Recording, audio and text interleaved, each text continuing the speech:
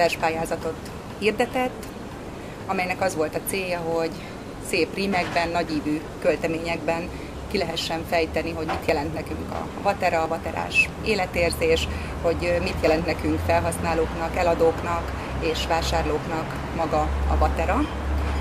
A pályázat lezárult, a zsűrizés megtörtént, a zsűrielnöke én voltam, magába az értékelésbe segített még a vatera csapata is, és végül kialakult, hogy ki lesz az a 10 szerencsés, aki vatera bögrét kap ajándékba, és külön az első 3 helyezettet is kijelöltük.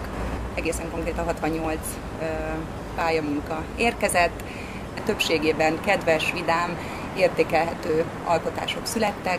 Én nagy örömmel vállaltam a zsűrizést, tekintve, hogy nagyon szeretek zsűrizni. Öröm mindig találkozni azzal, hogy mások hogyan használják a rímeket, hogyan élnek a megadott téma által szabott szabadsággal. Tehát egy jó játék ez mindenképpen, és remélem, akik részt vettek benne, nem bánják és nem szomorkodnak, hogy nem kaptak bögrét, hanem inkább még írogatnak, és ha lesz még ilyen verspályázat, akkor még nagyobb örömmel és lendülettel küldik be alkotásaikat.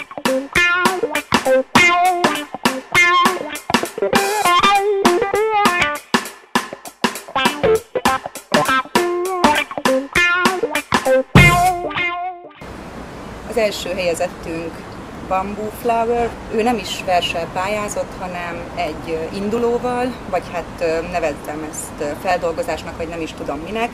Alcímként odaírta, hogy énekeljük együtt. Én nem fogom ezt most vele énekelni kíméletből, rendességből, stb. De a Mintamókus fenn a fán című örökbecsű szerzeményt írta át, ezt szeretném megosztani mindenkivel. A vidám vaterás. Mint a mókus fenn a fán, a vaterás oly vidám. Más piactér nem is jöhet szóba. Ha géphez ül valahol, a vaterán barangol. Bújja estig, kora reggel óta. Üzletek zajlanak a nyári fák alatt, ezt kihagyni vétek. Áruk garmada mehet, mint Hollandba, csuda jó, gyönyörű termékek. Fürgébb, mint a könnyű szél, licitál és célba ér. Termékeket figyelőbe rakja. Hívja erdő, nyári rét, vateráról ki sem lép, és a szemét mindig nyitva tartja. Üzletek zajlanak a nyári fák alatt, ezt kihagyni vétek. Áruk garmada mehet, mint Hollandba, csuda jó, gyönyörű termékek. A testvér és jó barát itt kínálja áruját. A szomszéd is már alig várja. Szeget nem ver, nem is főz, mindent feltesz, amit győz.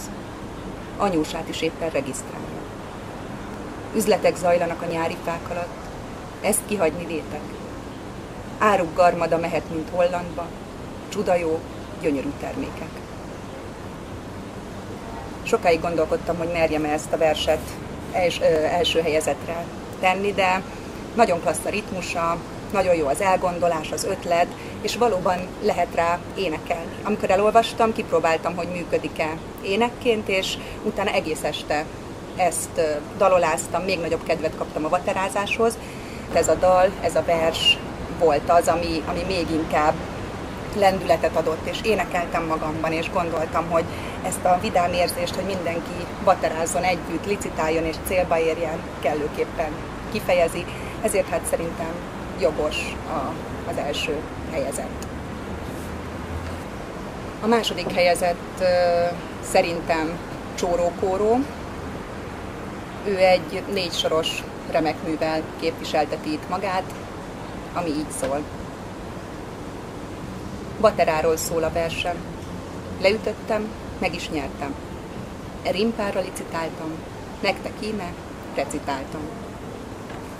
Ebbe is nagyon töményen benne van minden, úgy érzem, ebbe benne van a vatera eszenciája, hogy tényleg bármit, amit az ember akar, ha éppen egy rímet, ha éppen egy merülőforralót, azt ugyanúgy leüti, megnyeri, és minden az övé. Nagyon tetszett ez a 2 rím, hogy licitáltam, recitáltam. A harmadik helyezettünk KZVTR, aki több pályaművet is beküldött, és úgy gondoltuk, hogy ha más nem, szorgalmát, lelkesedését és a Vaterára való kattanását mindenképpen értékelnünk kell. 8-10 oldalnyi alkotása érkezett hozzánk, változó színvonalú az, amit ő beküldött, de voltak éppen szórakoztató dologról van szó. Próbálkozását mindenképpen értékelem, és voltak éppen nagyon sok kellemes perceket okozott. Gratulálok, KZVTR! Tényleg nagyon sok kedves, vidám és helyes vers született. Aki szeret verset írni, rossz ember nem lehet.